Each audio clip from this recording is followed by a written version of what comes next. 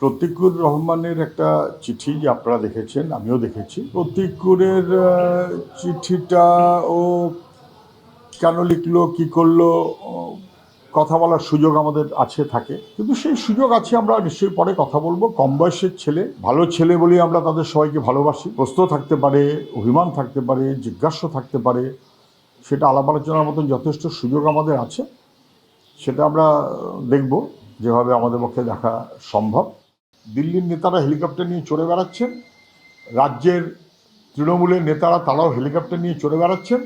পশ্চিমবাংলায় যতক্ষণ বামফ্রন্ট ছিল ততক্ষণ কেউ হেলিকপ্টারে যুদ্ধ দেখেনি। মানুষের কাছে রাজনীতির নেতারা যেতেন, এখন মানুষের সঙ্গে সম্পর্কহীনভাবে নেতারা ঘুরে বেড়াচ্ছেন, যাচ্ছেন। অমিত শাহ আসবেন, কোথায় আসবেন? মায়াপুরে সম্ভবত আসবেন, ইসকনের ওই চত্বরে কোথাও গিয়ে যাবেন, কর্মী সভা করবেন। কেন হঠাৎ ইসকনে করছেন? সাধু সন্তদের উনি কর্মী বলে বিবেচনা করছেন।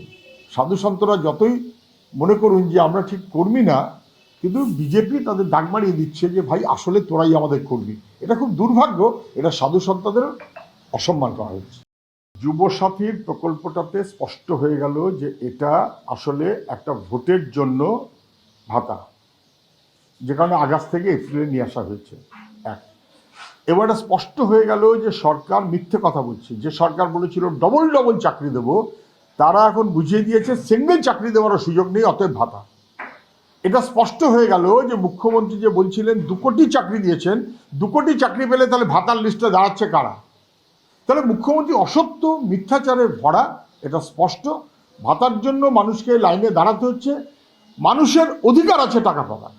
নির্বাচন কমিশন গতকাল 7 জন ARO এবং এই রকম মর্যাদা সম্পন্ন বা সম অধিকার সম্পন্ন আধিকারিকদের সাসপেন্ড করেছে, তাদের বিরুদ্ধে অ্যাকশন নিতে বলেছে, শাস্তিমূলক ব্যবস্থা নিতে বলেছে মুখ্য সচিবকে।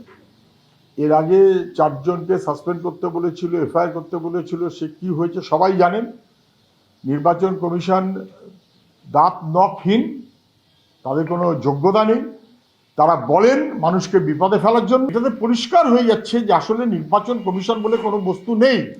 নির্বাচন কমিশনারকে অ্যাপয়েন্ট করছেন প্রধানমন্ত্রী এবং স্বরাষ্ট্রমন্ত্রী মিলিয়ে, তাদের একটা প্রোটেজ হিসেবে নির্বাচন কমিশন কাজ করছে এবং তা নির্বাচনের যথাযথ ব্যবস্থাপনাকে লঙ্ঘিত করছে। নির্বাচন কমিশন জানিয়েছে 27 অক্টোবর আমরা যা বলেছি দ্যাট ইজ ফাইনাল, কিন্তু এখানে স্পষ্ট হয়ে যায় নির্বাচন কমিশন 27 অক্টোবর যা পাঠিয়েছেন সেটা ফাইনাল নির্বাচন কমিশন মনে করলেও সিইও তা নিয়ে ধন্দ ছিল, যে কারণে তিনি প্রশ্ন করেছেন।